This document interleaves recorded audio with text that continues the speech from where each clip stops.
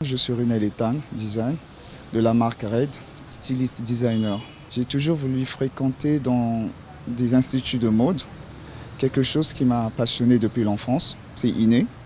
Et en grandissant, je me suis toujours mis dans la peau d'un styliste, d'où mes premiers pas.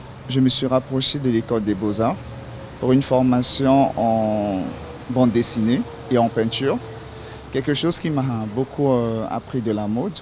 Et j'ai fait la rencontre de Madame Akanichi à l'Institut des Beaux-Arts. C'est ce qui m'a encore motivé de plus belle à continuer dans la mode.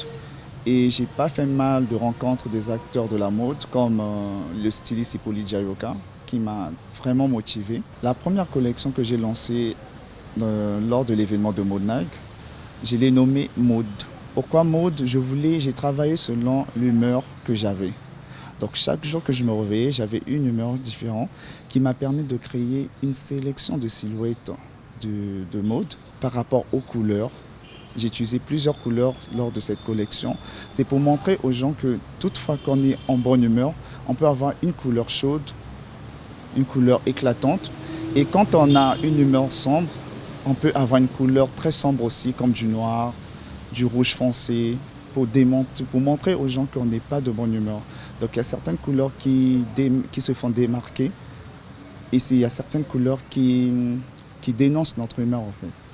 Et c'est par là que j'ai donné le nom de Mode à cette collection.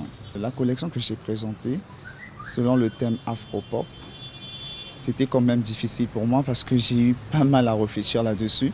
Le mot Afro-Pop m'a un peu traumatisé parce que pour moi, Afro-Pop, ça faisait musique, ça sonnait musique dans ma tête. Et c'est là où je me suis dit, mais tiens, il y a un lien. Si on nous parle de l'Afro-Pop, musicalement, c'est qu'il y a un style aussi Afro-Pop. Et je me suis inspiré de divers styles artistes africains, comme les Mafi Kizolo, les Sud-Africains, Yemi Alade, pas mal d'artistes ici au Congo, Nestella Forest.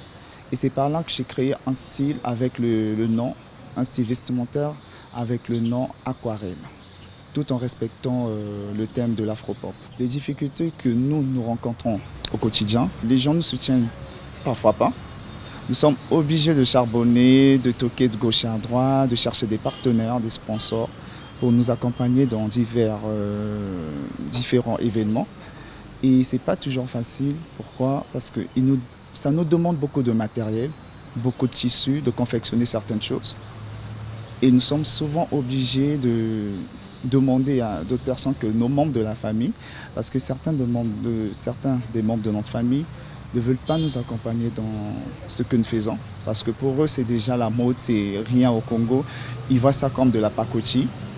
C'est quelque chose que tu vas faire aujourd'hui et demain, ça disparaît. Et ce sont des difficultés que souvent nous rencontrons, le manque de soutien familial, le manque de soutien amical et surtout sur les préjugés. Parce que tout le monde se dit que styliste designer, forcément tu dois être gay, forcément quand tu es féminin tu es gay. Et parfois tu vois le regard quand on te lance dans la rue, selon ton style vestimentaire, souvent c'est choquant, c'est pour te dénigrer et souvent on n'est pas bien dans notre peau. La rencontre avec Hippolyte Jayoka, qui m'a motivé dès mes premiers pas dans la mode.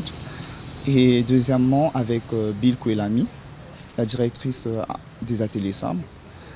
Et le premier événement, mon premier grand podium, c'était la Maritza, lors de l'événement Mode Nike. Ça aussi, ça a été un grand moment pour moi. Et le tout dernier moment, je peux dire, le deuxième, le troisième ou quatrième encore, c'est lorsque j'ai participé à un défilé à la Villa Washington. Et le plus grand moment, c'est la deuxième édition de la Fashion Week.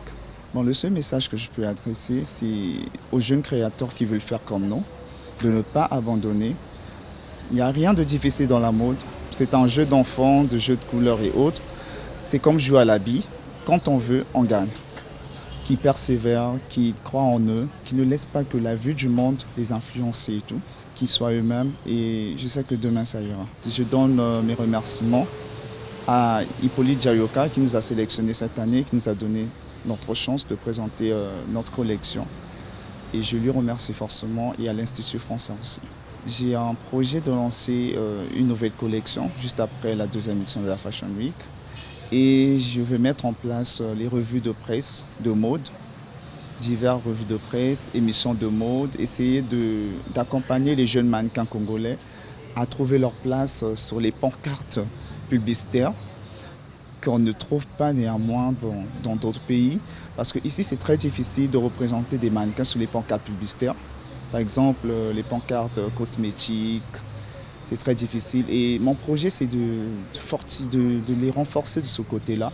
Et c'est un peu de les promouvoir avec ma marque de vêtements, faire des shootings avec eux, divers shootings, essayer de montrer un peu ce que le mannequinat vaut au Congo.